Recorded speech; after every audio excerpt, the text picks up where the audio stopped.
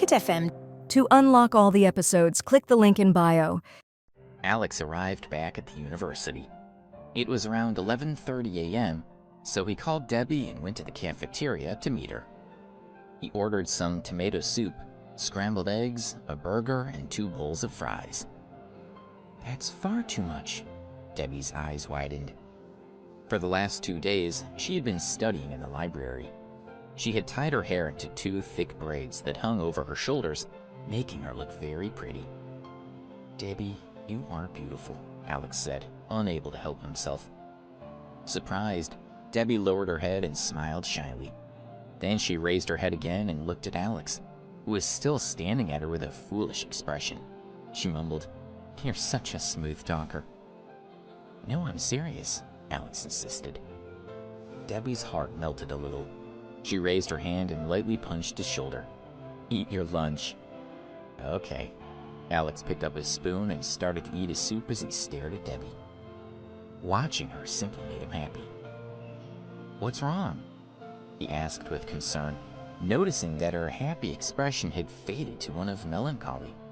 He froze with his spoon halfway to his mouth. "I miss my mom," Debbie said, lifting her head to look at him. "My family lives in a small town in the Northeast. Since I was young, it was just me and my mom.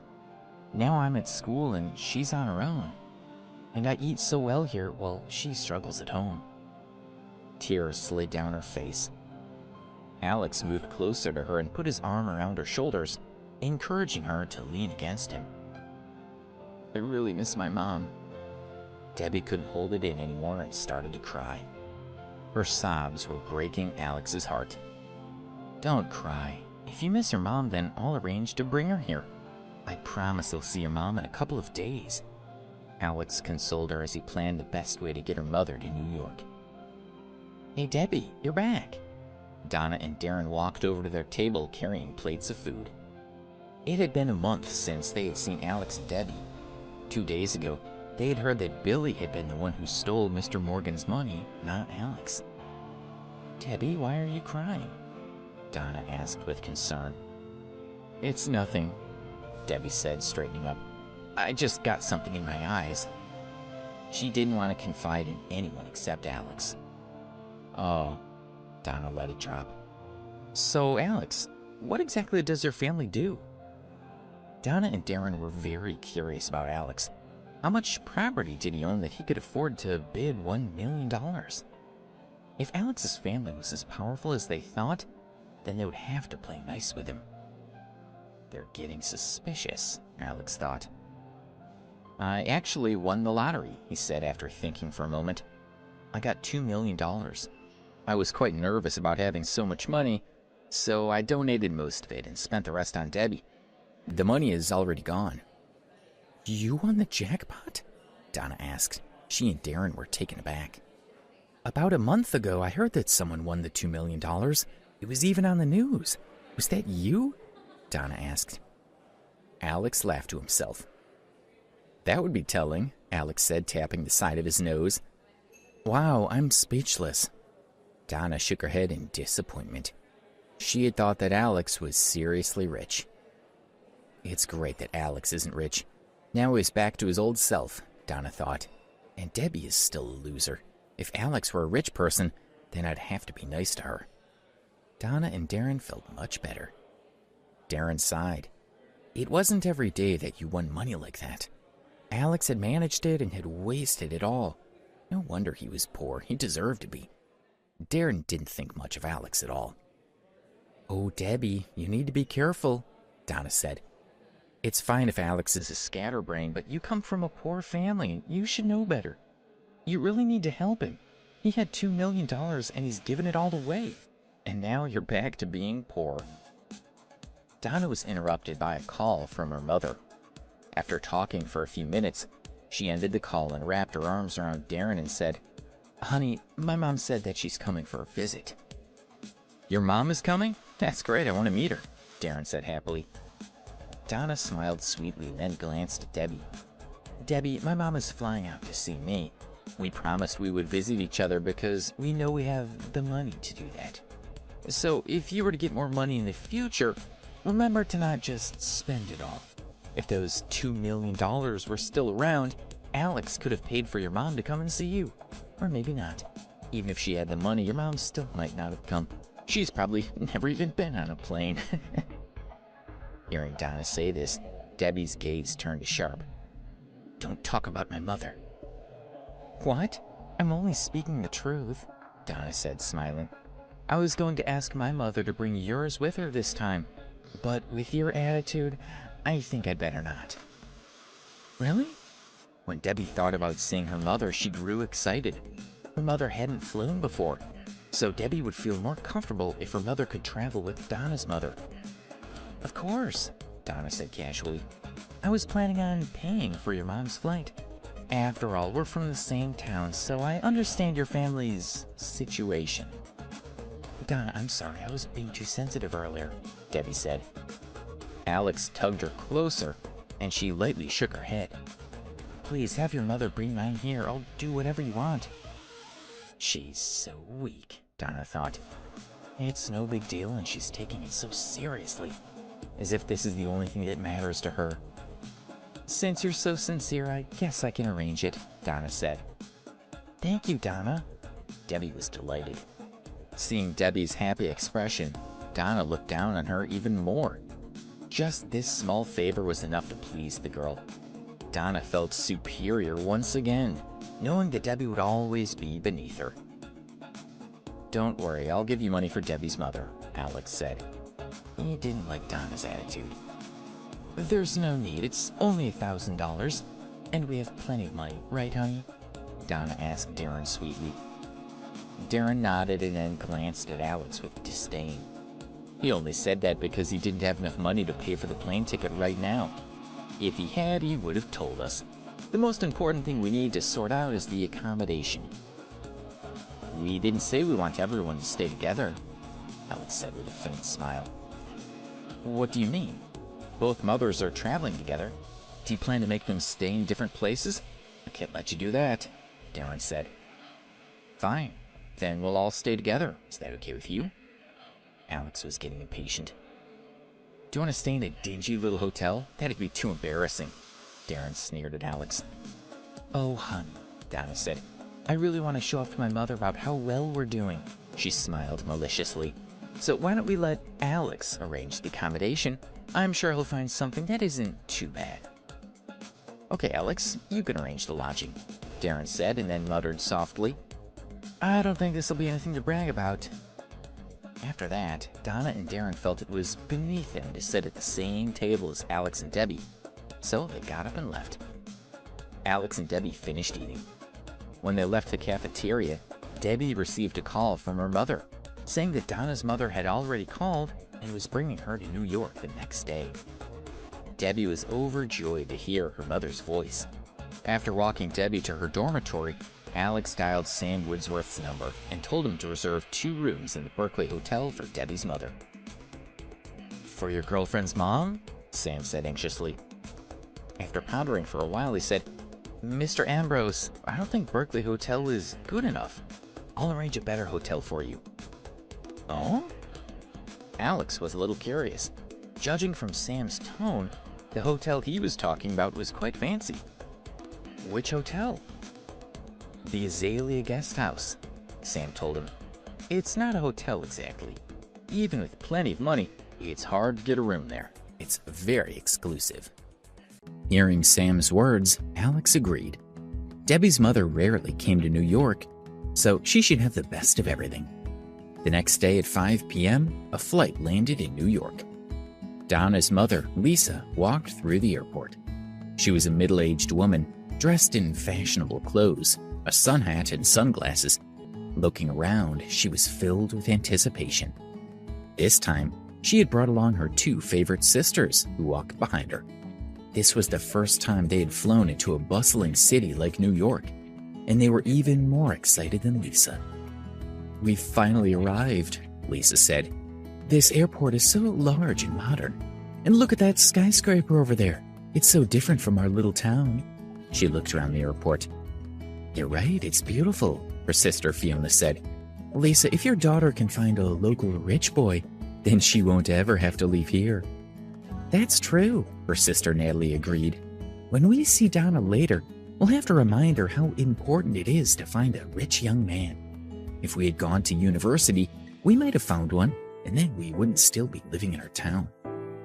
We can't tell her who to marry. It's up to her, Lisa said, although she had already decided to remind Donna to find a rich boyfriend. I'm a little hungry. What about you two? Lisa said, patting her stomach. Her sisters were also hungry.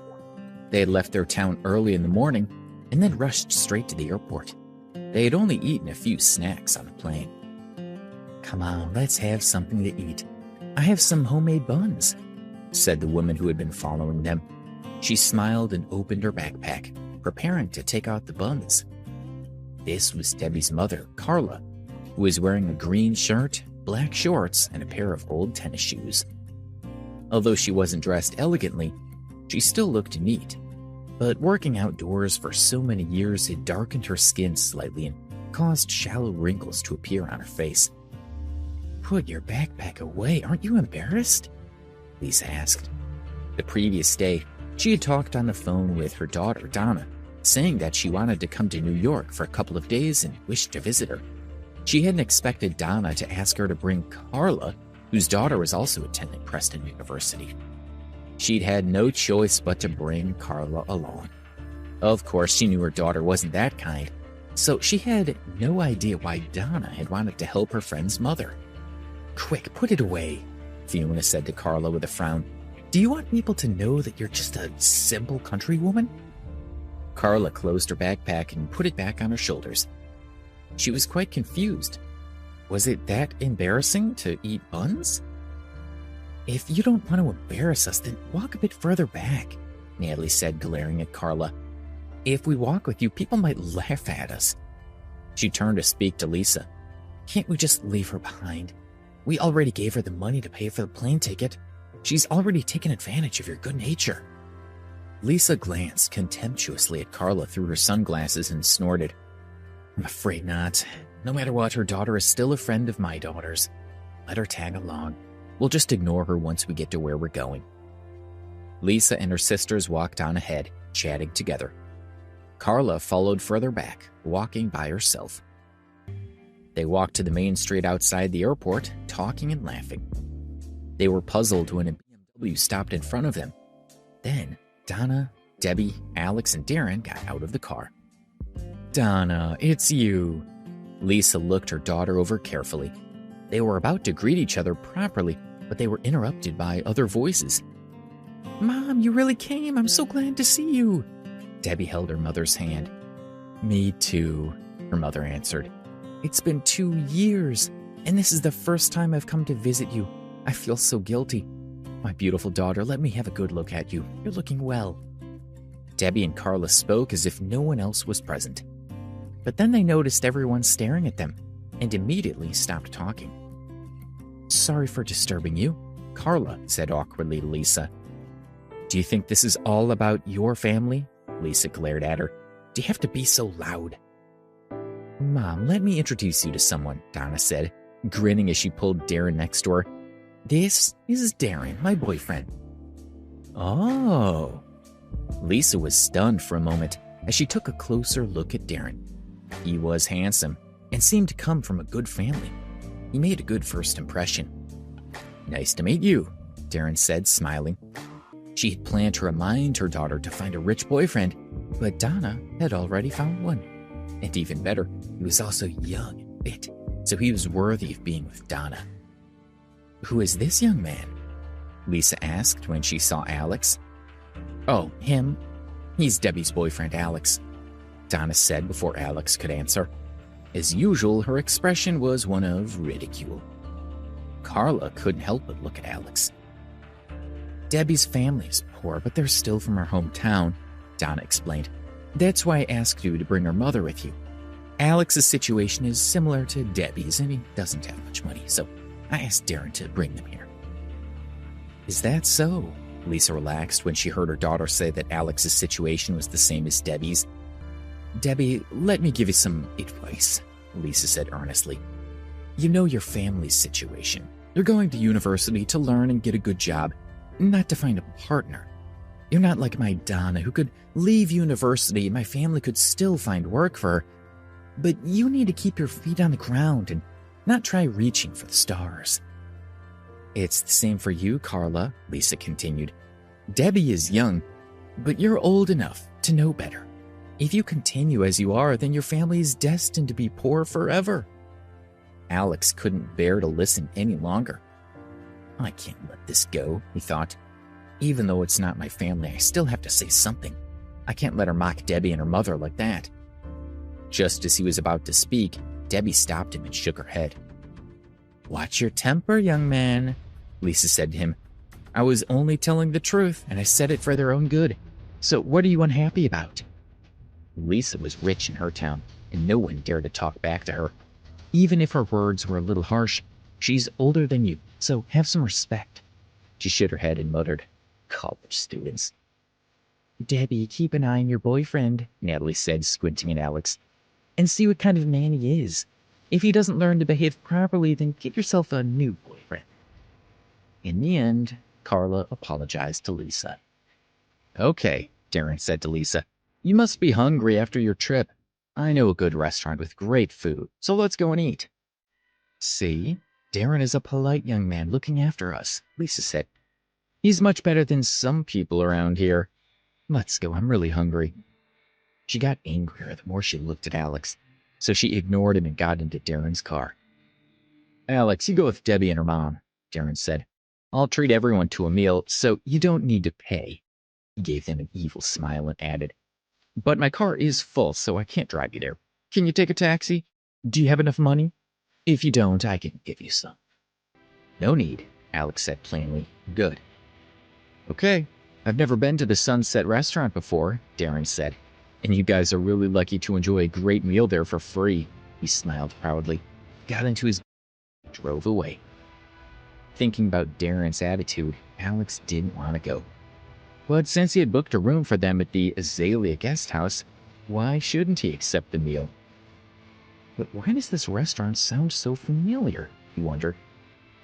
As if she had heard him, Debbie whispered, That's the restaurant I worked in. The Sunset restaurant was really busy when Darren and the others arrived. It was packed, and there were no tables available. More than 10 guests were already waiting to be seated. It seemed that it would be at least half an hour before they could get a table. I'll go talk to the manager and see if we can pay him to find us a table, Lisa said. She didn't want to wait any longer. She was hungry, and she was an important person in her town. She couldn't be expected to wait. Mom, let's just wait, Donna said. The Sunset restaurant was famous in New York, and it was always difficult to get a table. Lisa didn't listen to her daughter. With her reputation and her eloquence, she was certain she would be able to get the manager to get them a table quickly. At the front desk, she spoke to the manager and indicated that she would give him an extra $500 to arrange a table for her. But the manager wasn't interested. With such a big restaurant, he probably didn't even need the money. In the end, Lisa was forced to give up. Mrs. Walters, why don't you sit here and I'll try? Darren said, standing up.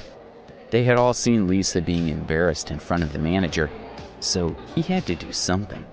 Otherwise, Donna, Natalie, and Fiona might blame him. Darren walked toward the manager, feeling quite nervous.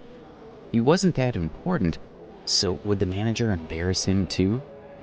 He had heard his father talk about the manager of the Sunset restaurant several times, but he had no idea how well they knew each other. Now that he had been forced into this situation, Darren had to try. Hello, Mr. Wood, he said politely as he walked up to the manager. I'm Darren Rogers, and my father is Gary Rogers from Rogers Construction Company. I've brought a few friends here for dinner and wonder if you would find us a table. The owner of Rogers Construction Company? Mr. Hood knew that Mr. Rogers was just the owner of a medium-sized business. Compared to the other guests at the restaurant, the Rogers family simply wasn't important. He was just about to tactfully reject Darren's request when a few more guests walked through the door. Alex, Debbie, and Carla entered the restaurant and saw the others sitting in the waiting area, so they went over to join them. Mr. Hood was stunned when he saw Alex and Debbie. From the behavior of Debbie and the middle-aged woman, they were mother and daughter. It was obvious that they knew Darren's friends. On an earlier occasion, when Bruno had caused trouble for Debbie, Alex had ruthlessly beaten him with a wine bottle. Bruno had even called Sam Woodsworth and asked for help in dealing with Alex, but when Sam had heard Alex's name, everything had changed. Not only did Alex not get beaten up, but Bruno had to grovel and then clean the floor with his tongue. Alex was someone that even Sam Woodsworth was afraid of, and he seemed to be here with Darren.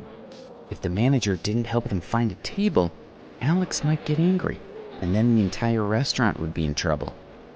Remembering what had happened to Bruno, the manager trembled in fear. He swallowed hard.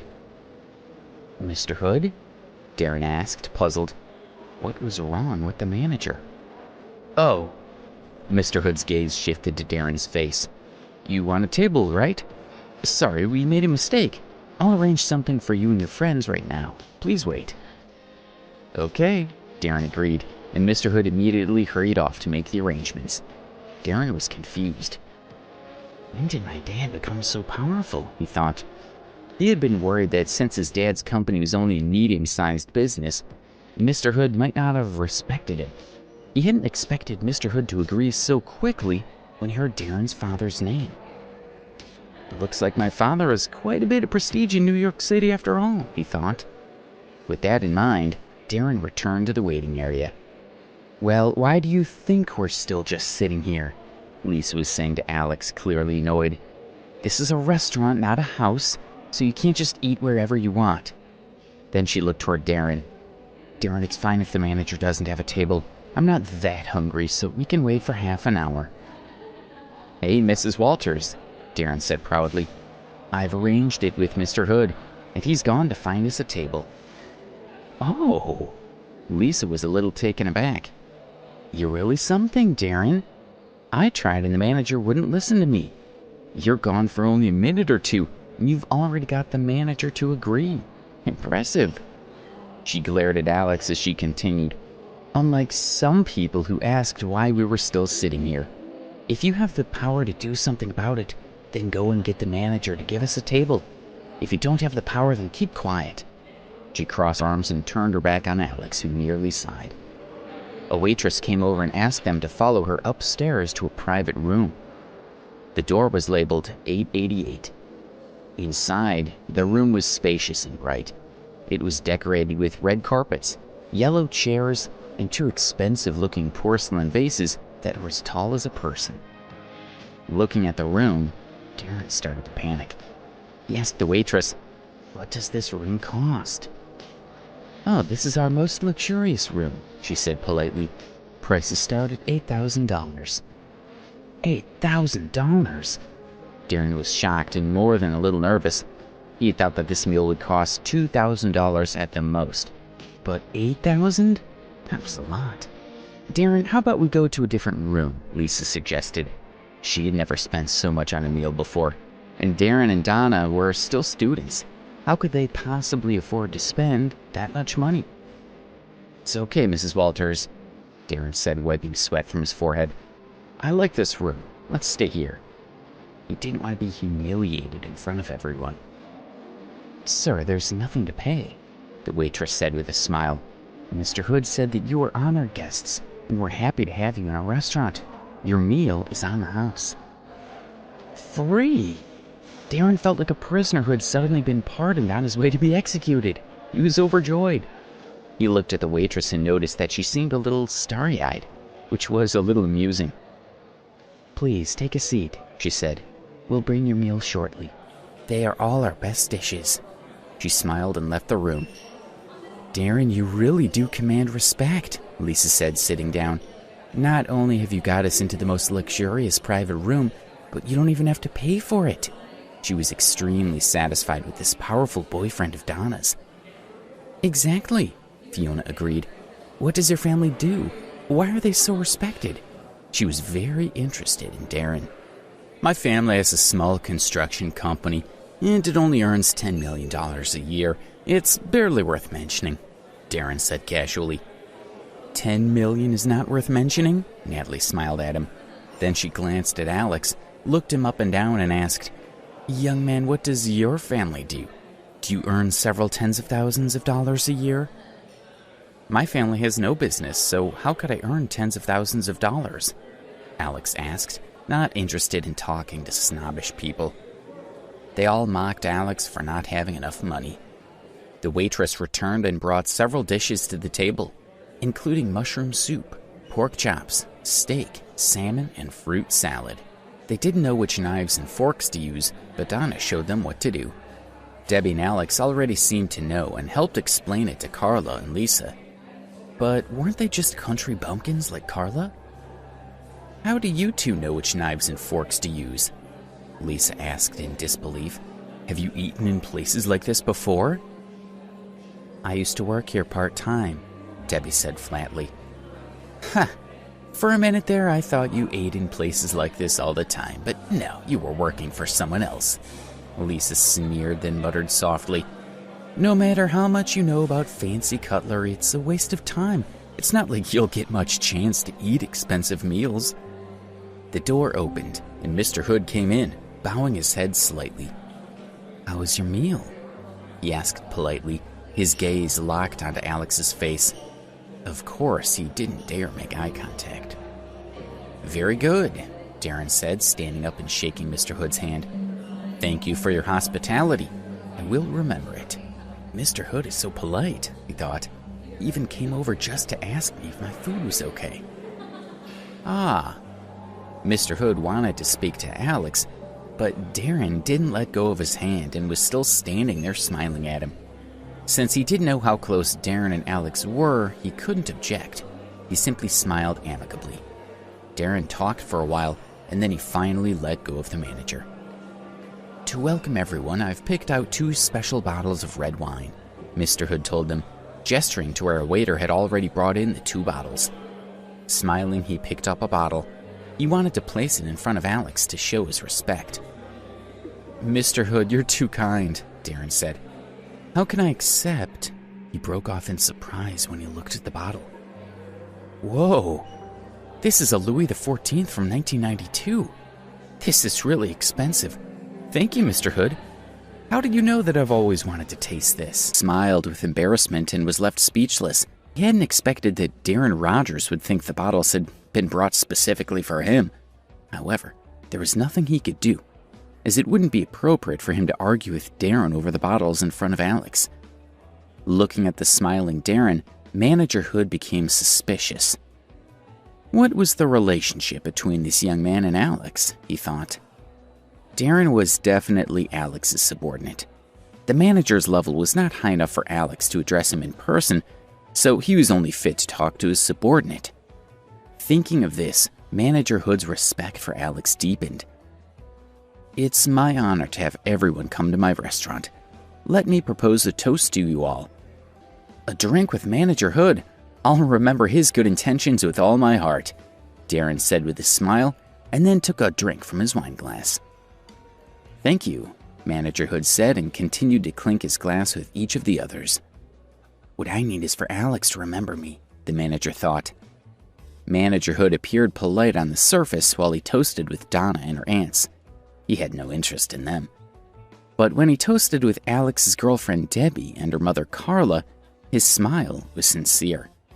When it was finally Alex's turn to be toasted, Manager Hood bowed even lower. His smile became even more brilliant as he was flattered and honored by Alex's company. It was such a big advantage for Alex to follow me.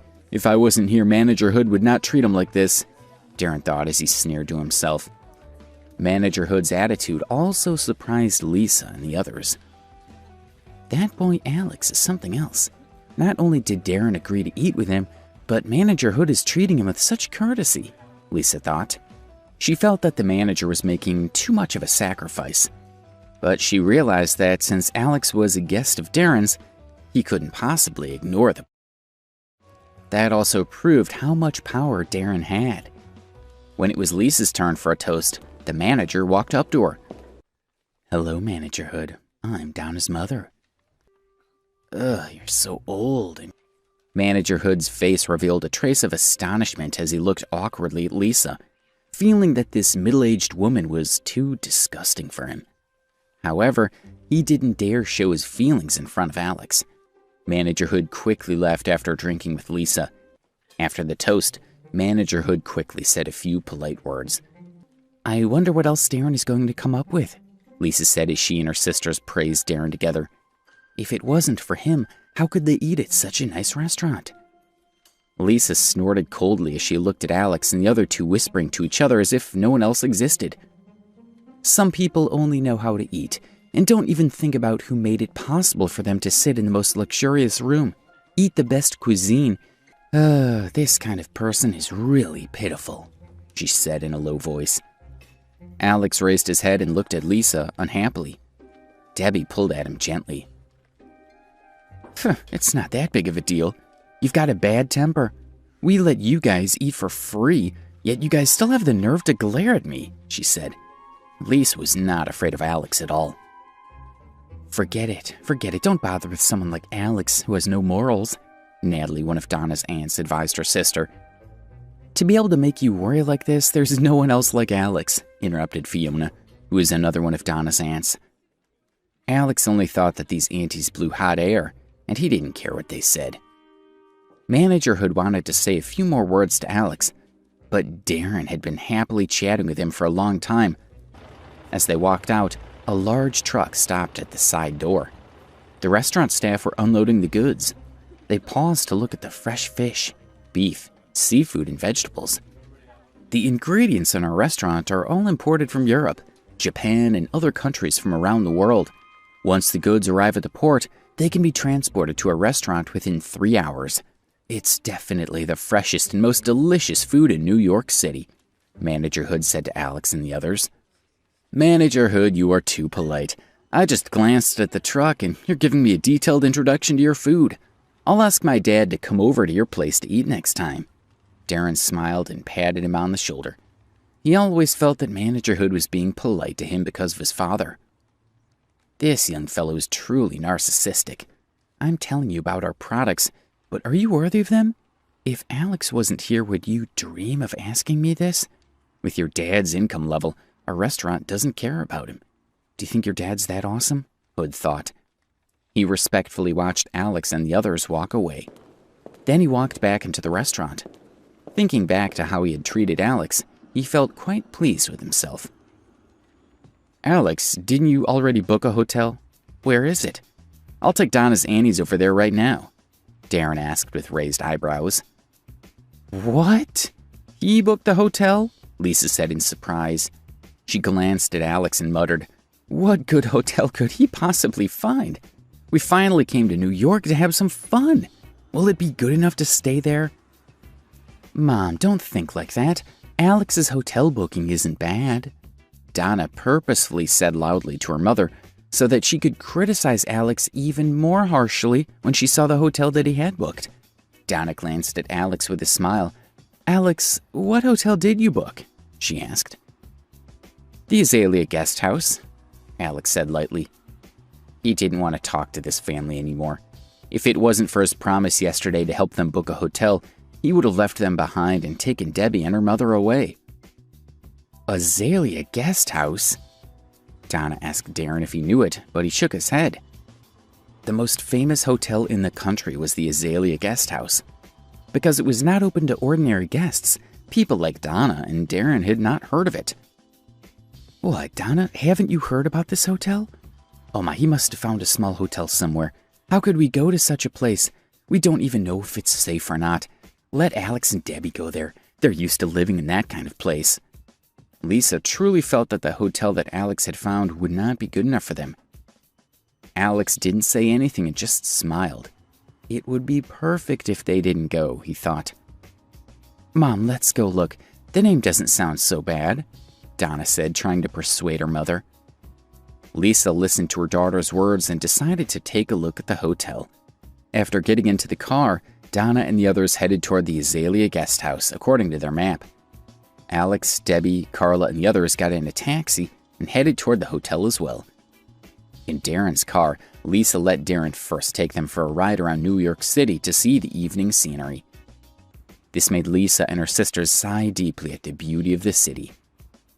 "That hotel is so beautiful." Lisa pointed at the majestic building outside the window and added, "It would be great if we could stay there." By saying this, she was also hinting to Darren that she liked it. Darren glanced out the window. It was the Berkeley Hotel. "That's the Berkeley Hotel, which is one of the most high-end hotels in the city. It's usually occupied by the most opulent people.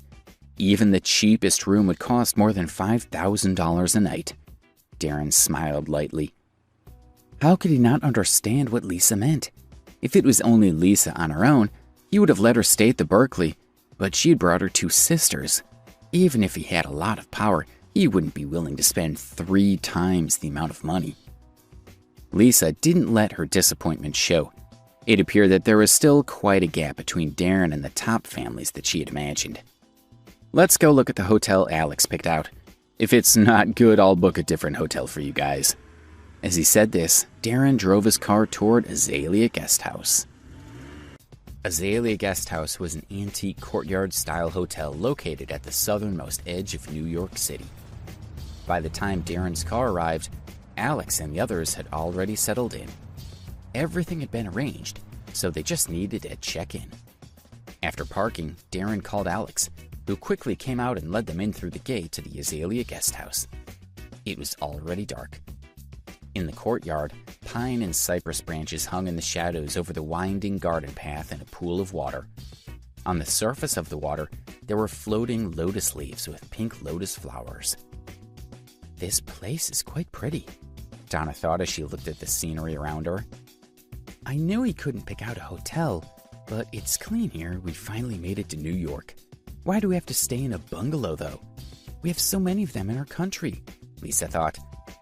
Although Azalea Guest House was not as unbearable as she had imagined, she still didn't feel that it was good enough. She liked hotels that were tall buildings like the Berkeley and not bungalow style like the Azalea Guest House, but she didn't see a point in speaking her mind. Although they didn't know how expensive the Azalea Guest House was, they understood that in a metropolis like New York, a hotel like this would not be bad. It might not be comparable to Berkeley Hotel, but it was unlikely that Darren could book a better one.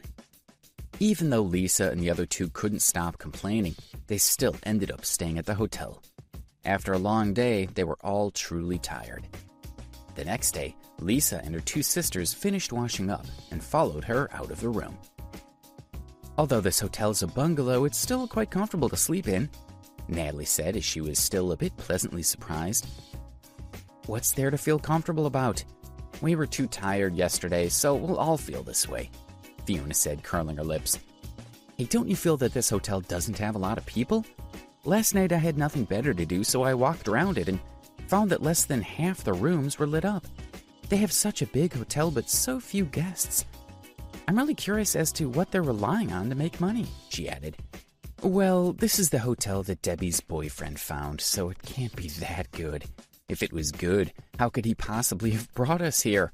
I think the hotel is about to close down, probably because no one comes to stay here. As it's about to close, it's got cheaper prices.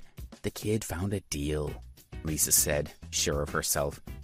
Natalie and Fiona nodded. "I asked the attendants last night if they had male escorts here. They said no. That really pisses me off," Lisa whispered to them. "Where are we going to find a male escort? Last night I dreamed of that manager Hood at the Sunset Restaurant. If I could get him into my bed, it would be perfect," Natalie said hopefully. "Me too. Manager Hood is too cool," Fiona said with an infatuated look. "You two have such good prospects, but don't worry. If there's a chance in the future, we'll definitely make him our plaything. We'll look for him in the city for the next 2 days, and you two will definitely have fun with him." Lisa's heart was itching as well. "Hello, ladies. Are you on your way to go eat? The dining area of our hotel is next to the courtyard. I'll have the attendants take you there. All the food is free of charge," the receptionist said warmly when she saw Lisa and the others. "No need," Lisa said, tactfully rejecting the receptionist's good intentions. "A restaurant that's about to close down? What could there be that's good to eat? It's free, so it must be cheap food, she thought.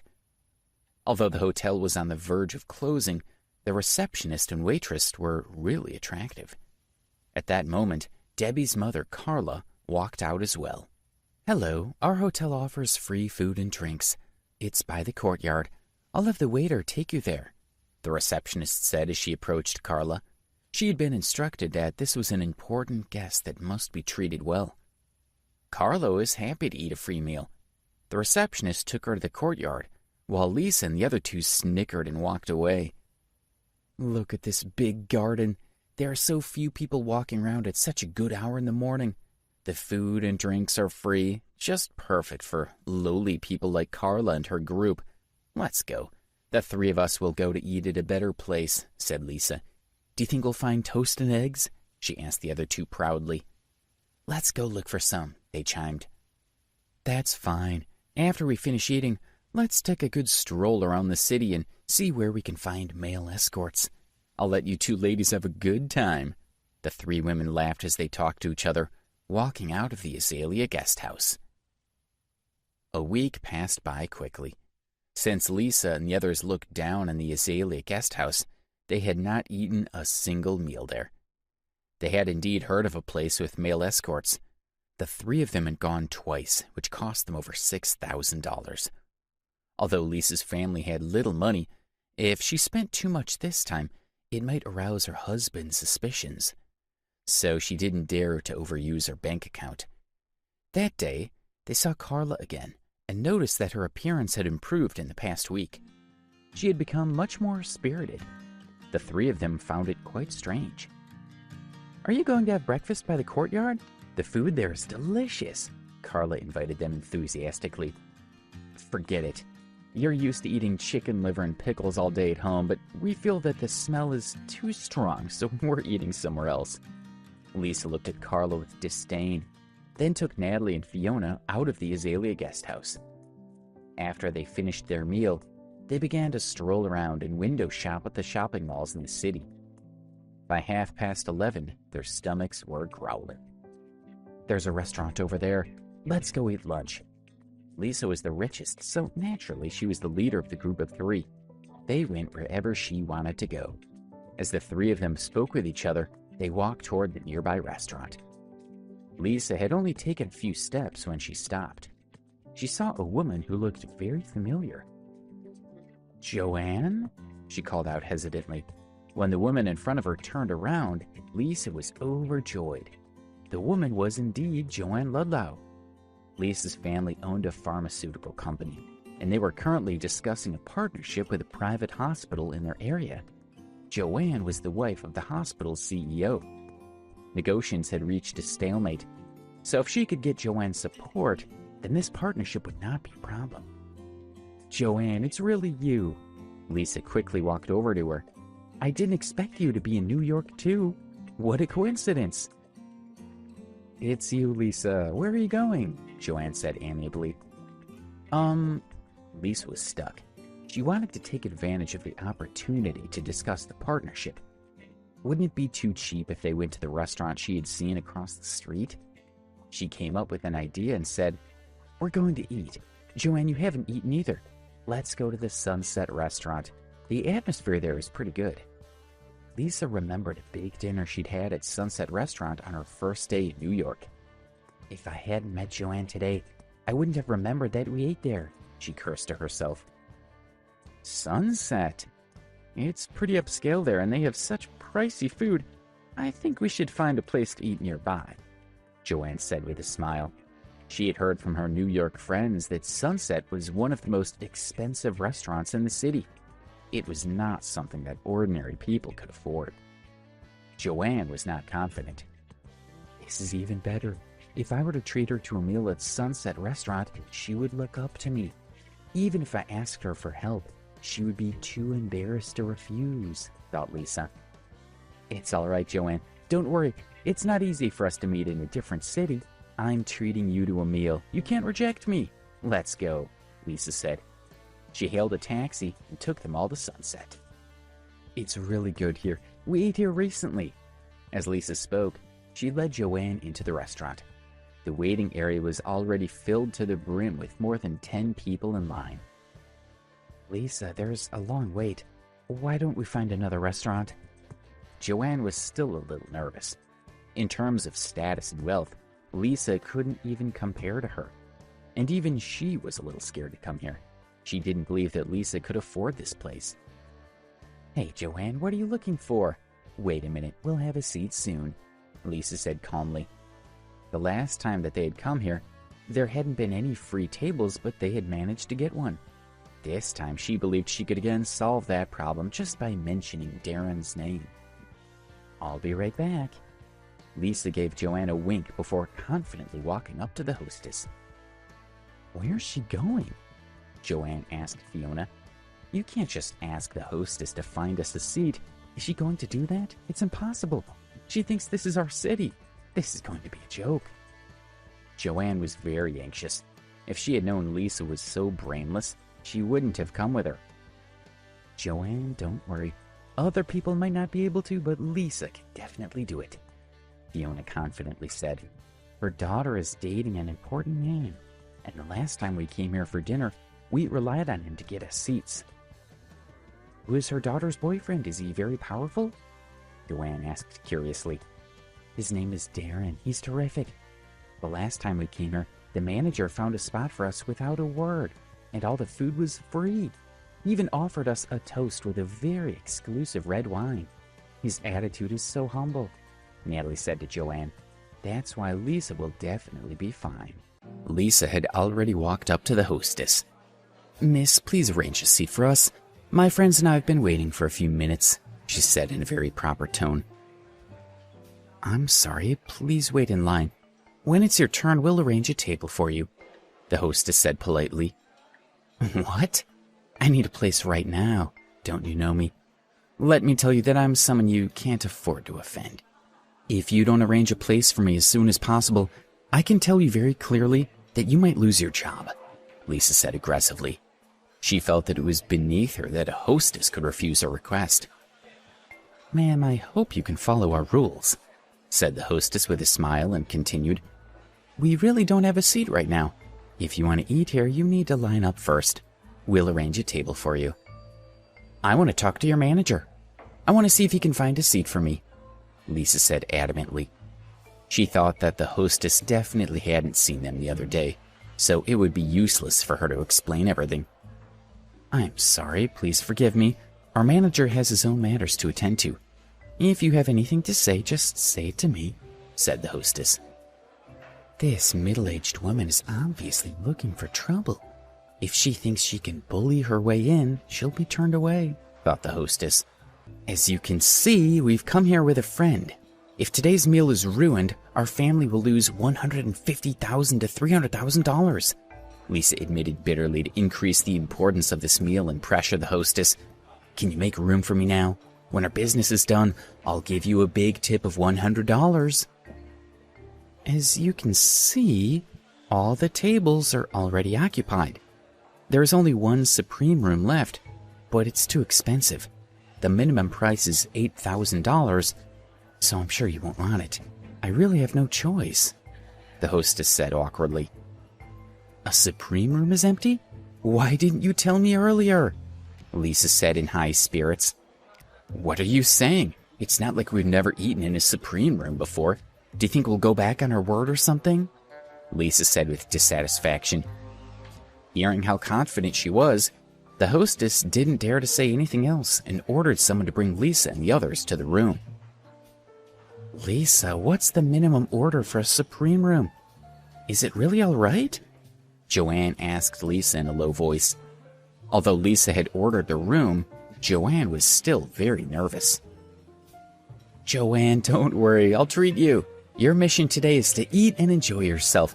Don't worry about anything else, Lisa said with a relaxed smile. Joanne was amazed by the luxurious decor inside. Seeing her expression, Lisa felt even more satisfied. We came here last week. Let's order the same thing as last time, Lisa said to the waiter. Ah, but there are only 4 of you this time. If you order that much, you might not be able to eat it all, the waiter kindly said to them.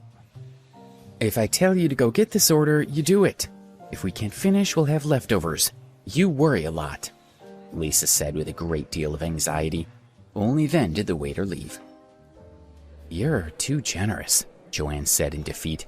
Seeing that Lisa had so much confidence and that she had indeed eaten in a Supreme room before, Joanne felt more at ease. "Hey, look at what you're saying. You're not used to being here. When you come a few more times, you'll know that it's just like that here," Lisa said modestly, but her heart was already beating fast. Very soon, one delicacy after another was brought to the table. "Hurry and try it all, Joanne. The cuisine here is the most authentic.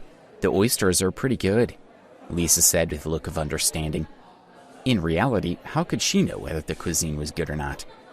At that moment, the door to the room was pushed open, and a young man walked in with a smile. It was Manager Hood. Manager Hood was stunned when he saw that ladies, including Lisa, had returned. How could it be them?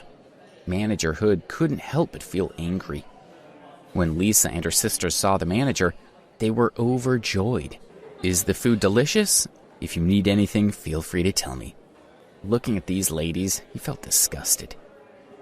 "Manager Hood, wait a minute. The wine isn't very good. Let's have some of that Louis XIV from last time," Lisa said. "Okay, I'll go and get it now," Manager Hood said politely. He turned around and walked out of the room. "This manager is really handsome," Joanne couldn't help but whisper. "Joanne, you like him too. As long as you're sincere, I can make him accompany you for 2 days." "Are you joking? He's such a big manager. Why would he listen to you?" Joanne's heart was quite moved. She felt a little scared, as this was also a test for Lisa. "You won't believe it. I'll let you see if he listens to me or not later on," Lisa said proudly. "By the way, Joanne, if I can really get the manager to accompany you for 2 days, then what about our partnership?" "Oh, sure. My husband listens to me a lot."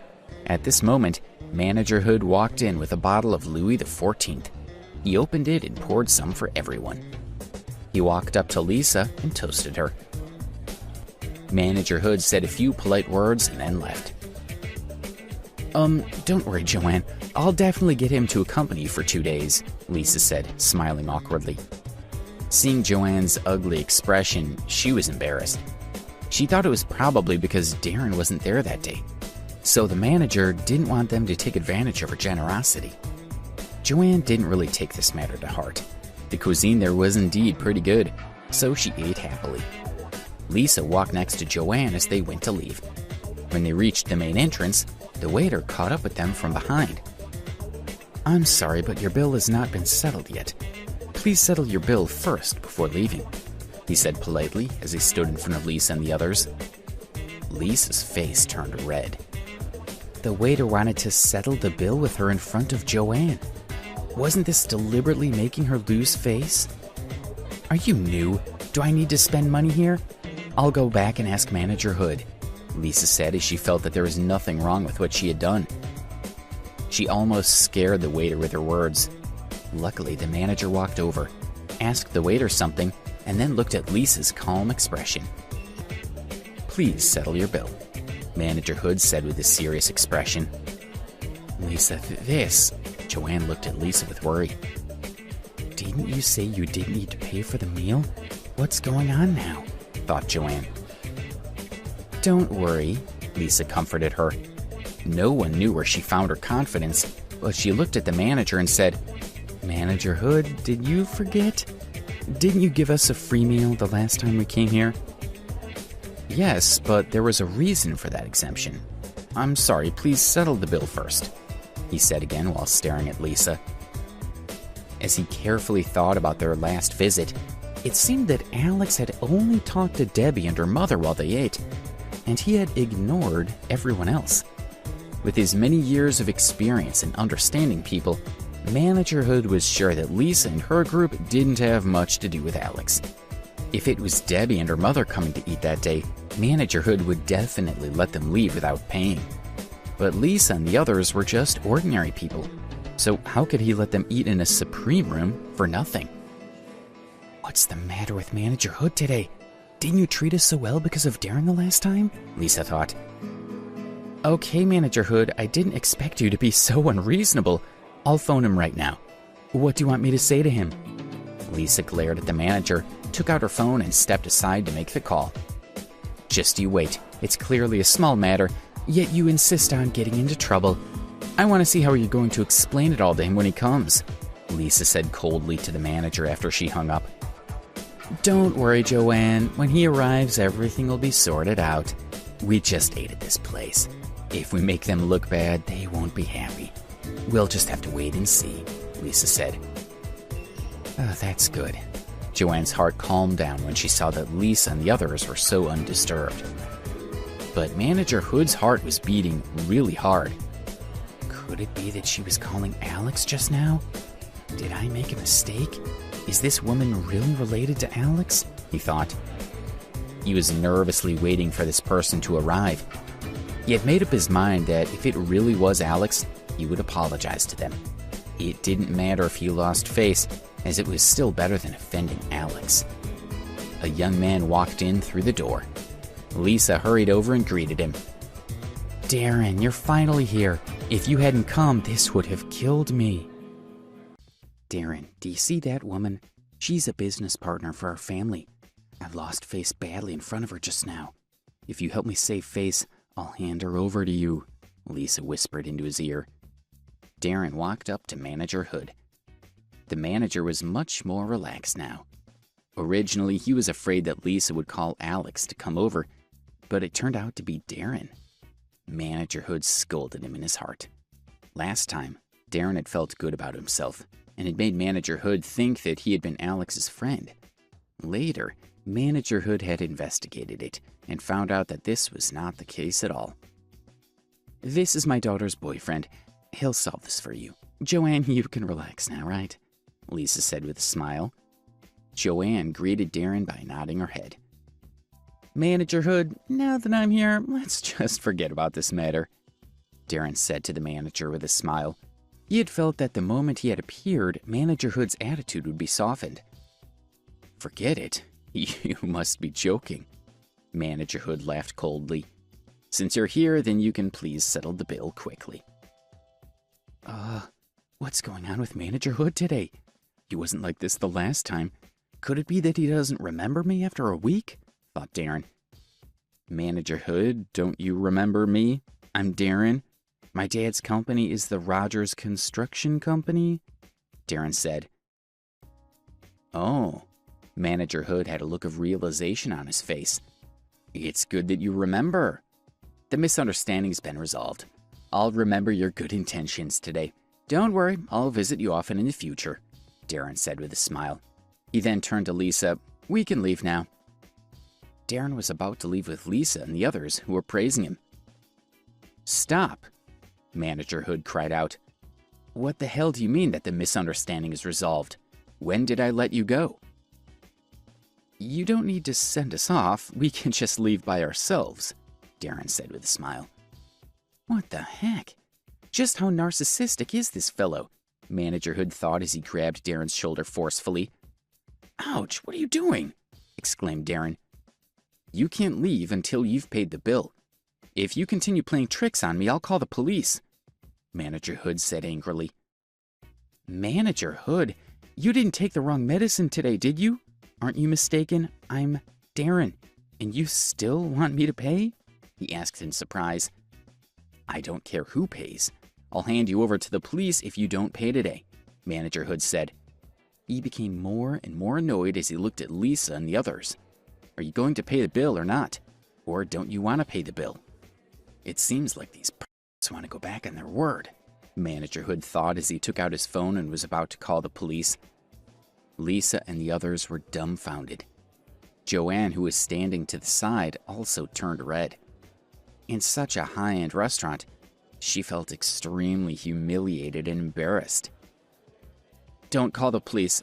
I'll pay their bill for them, Darren said as he glared at the manager. He still didn't understand why the man had changed so much. Okay, it's good that someone is paying, Manager Hood said as he took the bill from the waiter and gave it to Darren. It's $17,630 in total, so you can just give me $17,000. $17,000. Darren was so shocked that his tonsils almost flew out. He quickly looked at the bill. It was very detailed. Just one bottle of Louis XIV was worth more than $6,000, so it was not surprising that the bill was so much money. Darren gritted his teeth as he glanced at Lisa and cursed in his heart. You know how to enjoy yourself. You dared to drink red wine worth $6,000. Weren't you afraid of getting death? He thought. Lisa's heart trembled when she heard the price of $17,000. When she saw Joanne glance at her speechlessly, Lisa smiled coyly in embarrassment and said, "Don't worry, I'll settle this matter." Joanne snorted and turned her head away. Lisa walked up to Darren and asked uncertainly, "No problem, right?" "Yup." Darren was full of anger, but it was still on him to pay. He looked at Lisa and wanted to give her a good scolding, but she was Donna's mother after all. He was just a student with a bit of money, and $17,000 was hardly a small sum. "Sir, all the money you have here on your credit cards, in addition to the cash, is $12,000. There's still $5,000 left to pay. How will you pay for the rest?" The hostess politely said as she handed all his credit cards back to Darren. "What? My cards only have that much money?" Darren was very surprised as he did not normally pay attention to his balance. With a glance at the hostess's computer, he knew that it was indeed the case. Right now, he didn't dare to ask for money from his family, so he could only cast a pleading gaze at Lisa. She came to New York for fun, so she must have some money with her. "Lisa, there's still about $5,000 left. Why don't you put it on your card?" Darren said quietly, but he wasn't particularly embarrassed. After all, he had already paid most of the bill. To be honest, $5,000 wasn't a huge sum for Lisa. However, she had already spent a huge amount of money in the past few days. If she spent another $5,000, her husband would definitely suspect that she might have found a male escort. Darren's face turned extremely ugly when she didn't say anything in response. "You dare to order such expensive dishes without money?" he thought. "What about the two aunties?"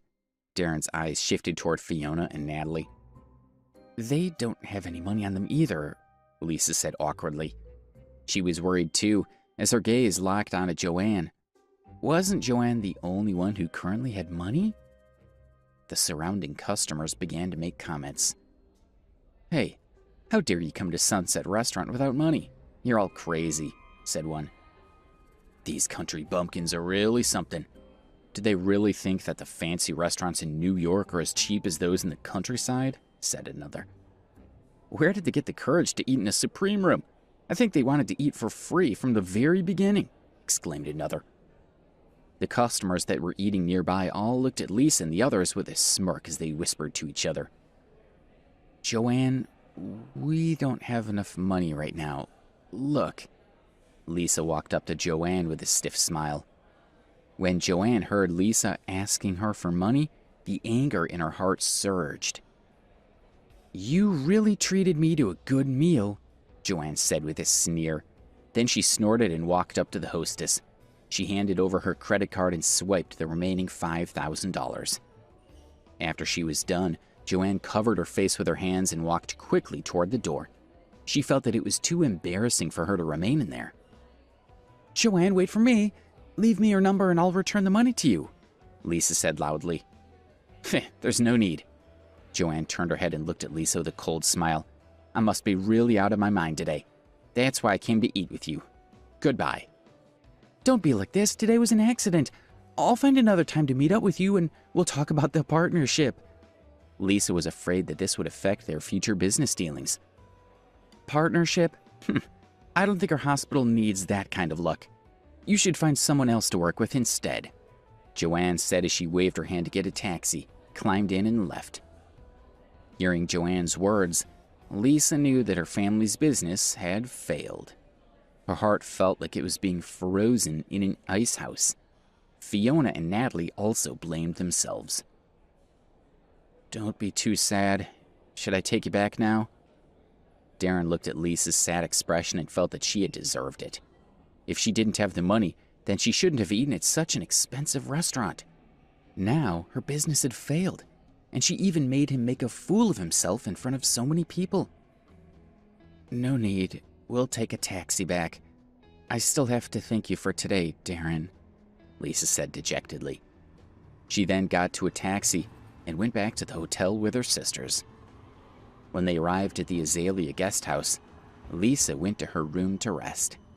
That day her business deal had failed, and she had suffered such a huge humiliation. At 6 o'clock in the evening, Lisa, Fiona, and the others gathered again to go have a meal, but they were no longer in the mood to go out to eat. As they walked past the front desk, the receptionist politely reminded them, "I'm sorry to bother you, but the time of your stay will end tomorrow at noon. Please vacate your rooms before noon."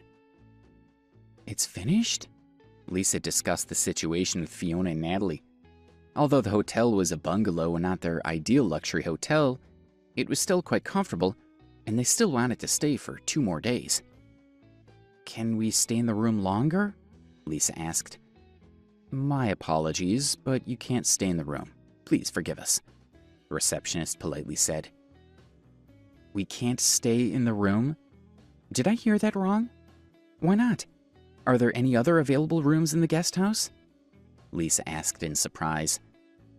"I'm sorry, if you want a new room, then you'll need Mr. Ambrose to get a room for you," the receptionist said with difficulty. "We still need him?" Lisa had no intention of bowing down to Alex. The rules in this hotel are quite odd. No wonder it's going to close soon, she thought. Fine. We'll leave tomorrow. In the worst case, Alex could just find them another hotel in the city. "Are you going to dinner?" Carla walked out and greeted Lisa and the others.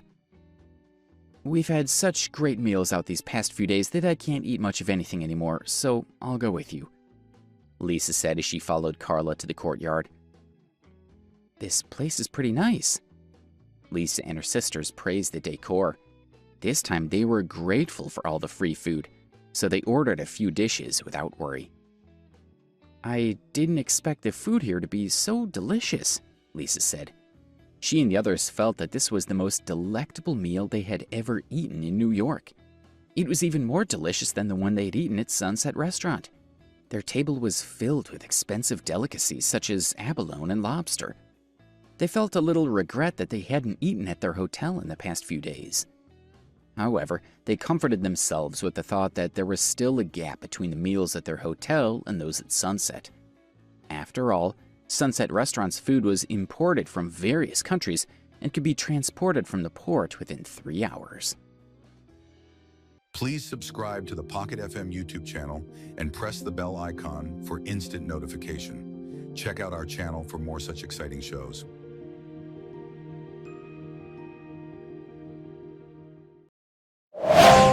Pocket FM. To unlock all the episodes, click the link in bio.